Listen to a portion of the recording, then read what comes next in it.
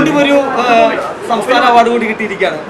എന്താണ് പറയാനുള്ളത്? സന്തോഷമുണ്ടോ? വലിയ സന്തോഷം. ഞാനിപ്പം അവിടുന്ന് പിന്നെ ഹോട്ടലിൽ നിന്ന് തിരക്ക് പിടിച്ച് ഇറങ്ങിയതാ. അപ്പോൾ ഫോണൊന്നും അറ്റൻഡ് ചെയ്യാൻ പറ്റിയില്ല. എൻ്റെ BSNL എല്ലാം കട്ടായി പോകുന്നു. അപ്പം കുറേ പേര് വിളിച്ച് അറ്റൻഡ് ചെയ്യാൻ പറ്റാത്തവരോട് ഞാൻ ക്ഷമ ചോദിക്കുക. കാരണം ഫോൺ പല സ്ഥലങ്ങളിലും റോഡിൽ കിട്ടുന്നില്ലായിരുന്നു. സന്തോഷമുണ്ട്, എനിക്ക് ഒത്തിരി സന്തോഷം.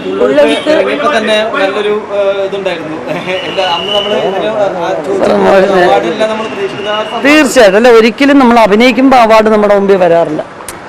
ഡയറക്ടറാണ് ആദ്യത്തെ അവാർഡ് തരുന്ന ആൾ. അപ്പോൾ അദ്ദേഹം പറയുന്നത് ഓക്കെ പറയുന്നതാണ് ഏറ്റവും വലിയ അവാർഡ്.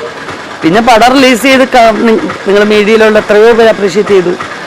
ഓരോരുത്തരും അപ്രീഷിയേറ്റ് ചെയ്യുന്നത് ഓരോ പുരസ്കാരങ്ങളാണ്. പടം കണ്ട പ്രേക്ഷകർ ഓരോ തവണ നന്നായിരിക്കുന്നു എന്ന് പറയുമ്പോഴും ഹൃദയപൂർവ്വം ഒരു പുരസ്കാരമായിട്ടാണ് ഞാനത് സ്വീകരിക്കുന്നത്.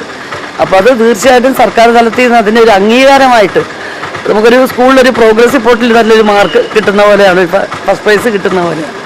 ഇത് വലിയ സന്തോഷമുണ്ട്.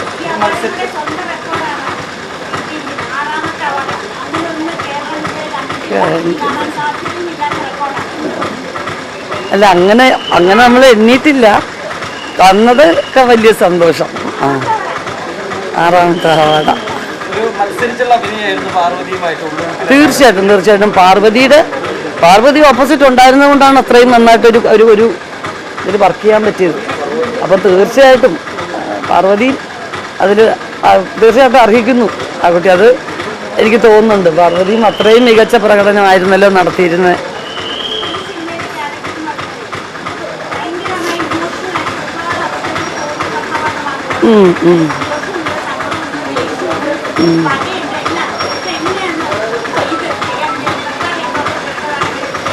അല്ല, അതെന്താ അറിയോ, ആ ഒരു സിനിമയെ സംബന്ധിച്ചിടത്തോളം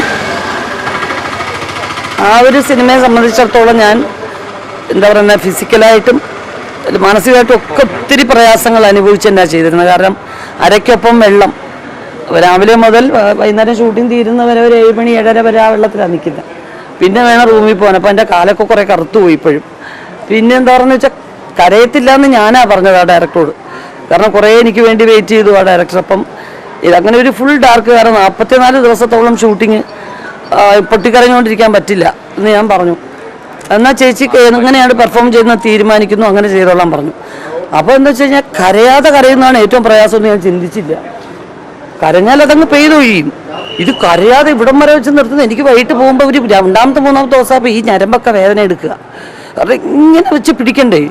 ഇതിങ്ങനെ ദിവസവും ആയി നോക്കിയപ്പോൾ ഒരു തുള്ളി എന്ന് പറയുന്നത് വീട് വീണ് ഒരു കടലാവുന്നത് ഒറ്റ ദിവസം കൊണ്ടല്ലോ. ഒരു 40 ദിവസം കഴിഞ്ഞപ്പോൾ ഞാൻ ശരീരമായിട്ടങ്ങ് ക്ഷീണിച്ചു. രാവിലെ വരുമ്പോൾ ഇങ്ങനെ അങ്ങ് നിൽക്കുക. പിന്നെ എൻ്റെ ഒരു തലകുത്തി മറിച്ചിലുണ്ടല്ലോ, ഞാനായിട്ട് സ്മാർട്ട് ആവാൻ വേണ്ടി ഒരു ശ്രമം നടത്തി. അല്ലാതെ എന്താ ചെയ്യുന്നത്? കാരണം എല്ലാവരും ടള്ള്, കൊച്ചൊരു വീട്, ഒരു മരണ വീട്, ഒരു ഡെഡ് ബോഡിയും വെച്ചിട്ടുണ്ട്. അപ്പോൾ എല്ലാവരും ഇങ്ങനെ അതുപോലെ തന്നെ നിൽക്കാൻ, മരണ വീട് പോലെ.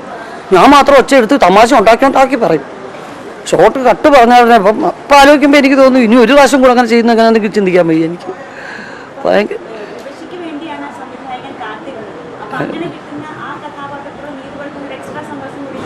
തീർച്ചയായിട്ടും എൻ്റെ പല സിനിമകളും അച്ഛൻ്റെ അമ്മ ഞാൻ അങ്ങനെ ചെയ്ത സിനിമയാണ്. അങ്ങനെ ചെയ്ത പല സിനിമകളും എനിക്ക് ആ ഡയറക്ടേഴ്സിനോട് ഒരുപാട് നന്ദി തോന്നിയിട്ടുണ്ട്. കാരണം ആ റൈറ്റേഴ്സിനോടും എന്നെ അവർ നിർബന്ധിച്ചത് വെറുതെ ഒരു സിനിമ ഓടാൻ വേണ്ടി മാത്രമല്ലല്ലോ എന്നുള്ളത് എല്ലാവരോടും ഞാൻ എൻ്റെ നന്ദി അറിയിക്കുന്നു. കാരണം ക്രിസ്റ്റോയെ ഞാൻ ഈ ഒരു അവസരത്തിൽ എന്നെക്കാട്ടി ഇളയതാണ്, എൻ്റെ അനിയനെ പോലെയാണ്.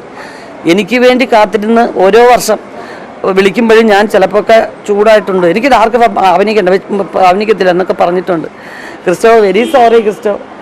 ഞാൻ ഈ പുരസ്കാരം തീർച്ചയായിട്ടും അത് ക്രിസ്റ്റോയ്ക്ക് കൊടുക്കേണ്ടതാണ്.